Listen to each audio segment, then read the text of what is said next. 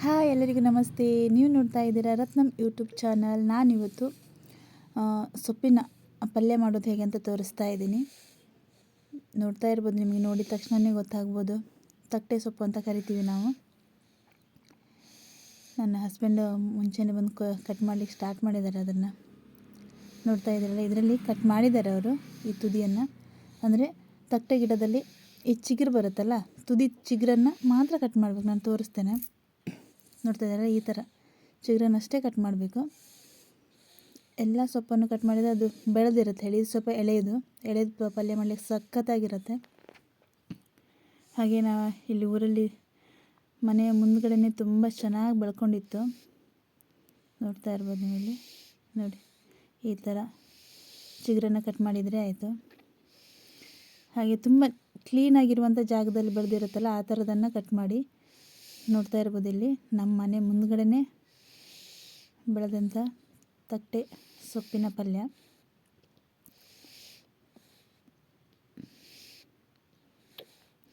ಅಥವಾ ತೋಟದಲ್ಲಿ ಬೆಳೆಯೋದು ಕಡಿಮೆ. ಇದು ಹೊರಗಡೆ ಈ ಥರ ಬ್ಯಾಣ ಅಂತ ಕರೀತಾರೆ, ಅಥವಾ ಬೈಲು ಅಂತ ಕರಿತೀವಲ್ಲ, ಆ ಕಡೆ ಎಲ್ಲ ಬೆಳೆಯೋದು ಜಾಸ್ತಿ. ನೋಡಿ, ಅಮ್ಮನ ಮನೆ ರಾಣಿ. ನಾವು ಸೊಪ್ಪನ್ನು ಕಟ್ ಮಾಡುವಾಗ ತುಂಬ ದೊಡ್ಡ ಕುಗ್ತಾನೆ ಇತ್ತು. ಈಗ ನೋಡಿ ಸೈಲೆಂಟ್ ಆಗಿಬಿಟ್ಟಿದೆ, ಪಾಪಾಚಿ ಥರ ಮಲ್ಕೊಂಡಿದೆ. ಹಾಗೆ ಇಲ್ಲಿ ಸೊಪ್ಪನ್ನು ಎಲ್ಲವನ್ನು ಕಟ್ ಮಾಡಿ ತಂದಿದ್ದೆ. ನೋಡ್ತಾ ಇದ್ದೀರಾ, ಈ ಥರ ನೋಡಿ, ಇಷ್ಟು ಚಿಗುರು ನೀವು ನೋಡ್ಬೋದು. ತುಂಬ ಇದೆ. ಇದ್ರ ಪಲ್ಯ ಮತ್ತು ಸಖತ್ತಾಗಿರುತ್ತೆ. ಸಿಂಪಲ್ಲಾಗಿ ಮಾಡೋದು, ಅದಕ್ಕೆ ಏನು ಮಸಾಲೆ ಐಟಮ್ ಆ ಥರದ್ದೆಲ್ಲ ಏನೂ ಹಾಕಲಿಕ್ಕೆ ಇಲ್ಲ, ಹಾಗೆ ಮಾಡೋದು. ಹಾಗೆ ನಾನಿಲ್ಲಿ ಪಾತ್ರೆ ಇಟ್ಕೊಂಡಿದ್ದೀನಿ. ಹಾಗೆ ಸ್ವಲ್ಪ ಎಣ್ಣೆ ಹಾಕ್ತಾಯಿದ್ದೀನಿ. ಮತ್ತು ಇದಕ್ಕೆ ನೀರು ಹಾಕಿ ಬೇಯಿಸ್ಲಿಕ್ಕೆಲ್ಲ ಹೋಗಲೇಬಾರ್ದು. ಈಗ ಇದಂತ ಹೇಳಿ ಅಲ್ಲ, ಸೊಪ್ಪಿನ ಪಲ್ಯ ಅಥವಾ ಏನೇ ಒಂದು ಪಲ್ಯ ಮಾಡಿಕ್ಕೆ ಹೋಗ್ತೀವಲ್ಲ, ನಾವು ನೀರು ಹಾಕುವಂಥದ್ದೇ ಕೆಲವೊಂದು ಸಾಮಗ್ರಿಗಳು ಇರುತ್ತೆ. ಅಂದರೆ ತರಕಾರಿ ಆಗಿರ್ಬೋದು, ಸೊಪ್ಪಾಗಿರ್ಬೋದು. ಆದರೆ ಸೊಪ್ಪಿನ ಪಲ್ಯದಲ್ಲೆಲ್ಲ ನೀರು ಹಾಕಲಿಕ್ಕೆ ಹೋಗಬಾರ್ದು. ಅದೇ ನೀರು ಬಿಡುತ್ತೆ. ಅದೇ ನೀರು ಬಿಟ್ಟು ಅದು ಬೆಂದರೆ ಸಖತ್ತಾಗಿ ಟೇಸ್ಟ್ ಬರುತ್ತೆ. ಹಾಗೆ ನಾನಿಲ್ಲಿ ಎಣ್ಣೆ ಕಾದಿದೆ, ಸಾಸಿವೆ ಹಾಕಿದೆ. ಹಾಗೆ ಜೀರಿಗೆ, ಸ್ವಲ್ಪ ಕರಿಬೇವು, ಹಾಗೆ ಹಸಿಮೆಣಸು ಮತ್ತು ಈರುಳ್ಳಿಯನ್ನು ನಾನಿಲ್ಲಿ ಕಟ್ ಮಾಡಿ ಹಾಕ್ಕೊಂಡಿದ್ದೆ. ಹಾಗೆ ಇವು ಚೆನ್ನಾಗಿ ಫ್ರೈ ಆಗಬೇಕು. ಫ್ರೈ ಆದಮೇಲೆ ಕಟ್ ಮಾಡಿ ಇಟ್ಕೊಂಡಿರುವಂಥ ತಟ್ಟೆ ಸೊಪ್ಪನ್ನು ಹಾಕಿದರೆ ಆಯಿತು. ನಾನಿಲ್ಲಿ ಬೇರೆ ಏನು ಮಸಾಲೆ ಐಟಮ್ ಎಲ್ಲ ಬಳಸ್ತಾ ಇಲ್ಲ.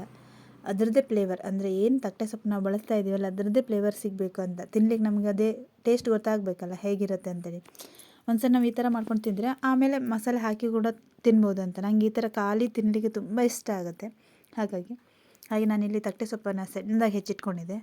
ಅದನ್ನು ಚೆನ್ನಾಗಿ ತೊಳೆದ್ಬಿಟ್ಟು ಹೆಚ್ಚಿಟ್ಕೊಂಡಿದ್ದೆ ಸಣ್ಣದಾಗಿ. ಈಗ ನೋಡಿ, ಈರುಳ್ಳಿ ಮತ್ತು ಹಸಿಮೆಣಸು ಕೂಡ ಫ್ರೈ ಆಗಿದೆ.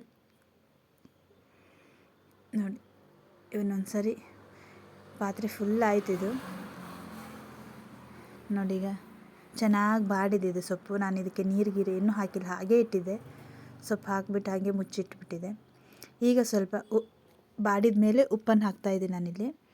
ಫಸ್ಟಿಗೆ ಉಪ್ಪು ಹಾಕಿದರೆ ಗೊತ್ತಾಗಲ್ಲ, ಎಷ್ಟಿದೆ ಅಂತ ಗೊತ್ತಾಗಲ್ಲ. ಹಾಗಾಗಿ ಬಾಡಿದ ಮೇಲೆ, ಸೊಪ್ಪಿನ ಪಲ್ಯದಲ್ಲಿ ಬಾಡಿದ ಮೇಲೆ ಉಪ್ಪು ಹಾಕಿ ಹೋದರೆ ತುಂಬ ಚೆನ್ನಾಗಿರುತ್ತೆ. ಅಂದರೆ ನಮ್ಗೆ ಅಂದಾಜು ಗೊತ್ತಾಗುತ್ತೆ ಒಂದಿಷ್ಟೇ ಅಂತ ಹೇಳಿ.